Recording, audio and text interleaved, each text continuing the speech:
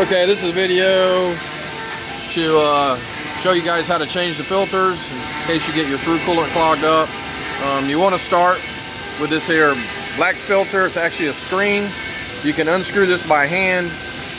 Once you get it off, there'll be a screen in there you can take over to the sink and wash out. You may have to use a little brush or something to get the screen cleaned out. What I would do when you go to put it back on is fill the black reservoir that the screen goes in with water and then screw it back on. Up top here we have a little cap, this little plug you pull out. You get something with some water in it. We're using one of these, and you just dump it in this hole until the water starts coming back out. That's to help prime the pump once you go to start the pump back up. And you're going to do this procedure either when you're cleaning this screen out, or if you're changing one of these filters on this side over here. We'll give you a short video on how to take the housing off for the filter. We're going to put the same filter back in, only because there's nothing wrong with it. You'll notice we got two valves back here. This valve is off, that valve is on. You should always have one valve off, one valve on at all times. That way you'll know when the filter is bad on one, you can switch to the other and leave a note to us, and we can change it at a later time. But if you run into the situation where both filters, for whatever reason, are being used and are clogged, we'll show you how to change one out. And you'll have to do the same procedure. When you change this filter out, you're going to want to fill this container housing back up with water. Pull the plug out up here. Pull this plug out. Fill it with water till water starts running back out. Tighten the plug back down. Go around to the front of the machine and put a through coolant tool in the spindle, or no tool at all, and M22 it until the pump back here primes. You'll know it primes because you'll see the coolant or come out the front up there out of the tool. So we'll go ahead and pull a couple of these off, show you guys how to do it real quick. First thing you'd probably want to do is emergency stop and let the operator know you're back here doing this, or if you're the operator, just hit the emergency stop button.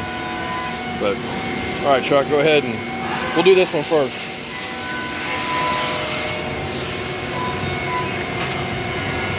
Got my trusty assistant here, Chuck. Most of these are hand tight. You can pull them off by hand.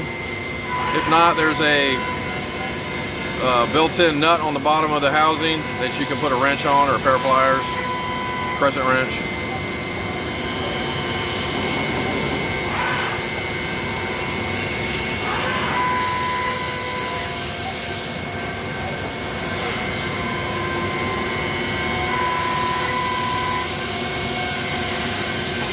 This one here is fairly clean. I mean, you can dump, when you do this, you can dump the coolant back into the reservoir.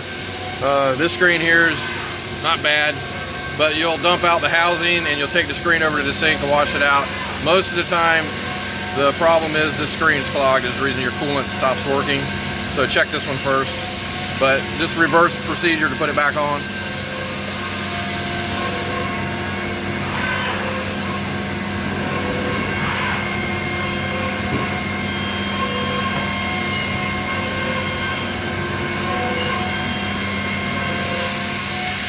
Normally we would, once you dump the coolant out and clean out the housing and the filter, you'd fill that housing back up with water. So it don't take as much work for the pump to prime.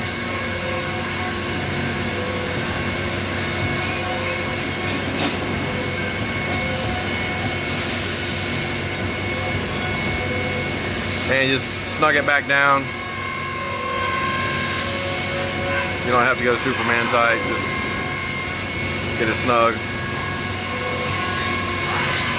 And then we'd pull the plug out on the top up here to prime it.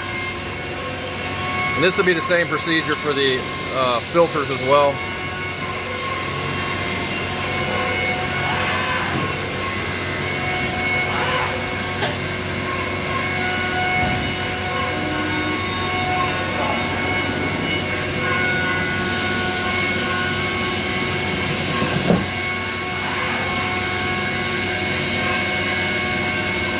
So you just pour the water in until it starts coming back out. There's going to be some air to come out first.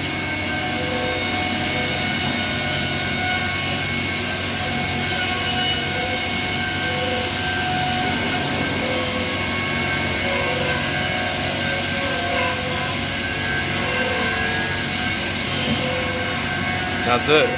Put the plug back in.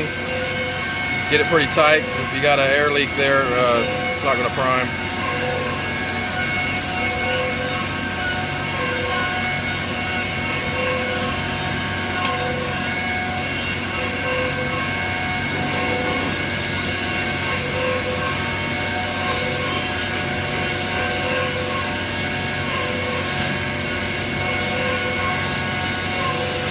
All right. So at this point, you'd go up front, pull out your emergency stop button, hit the reset button, and make sure you got no tool or a through coolant spindle tool in the spindle, and hit M22. That process I'll let you guys do, or find someone that knows how to do it. And your pump should prime up. It may take a couple cycles. You may have to M22 it a couple times for it to work. But if you get to the point where it just doesn't work, you could always come back here and prime it again. But most of the time, it only takes a couple shots and it's back up to speed. Now for the filters, same process. We'll show you how to take the housing off, but we won't go through all the changing the filter out, because nothing wrong with this filter. Yeah, we can do that filter with one that's off. It don't matter. But if you do change out a filter, make sure you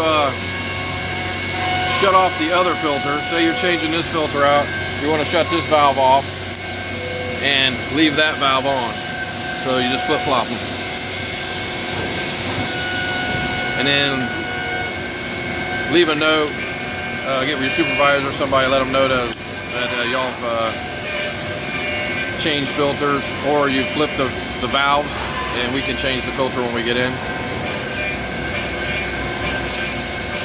These are pretty heavy, they're on pretty tight.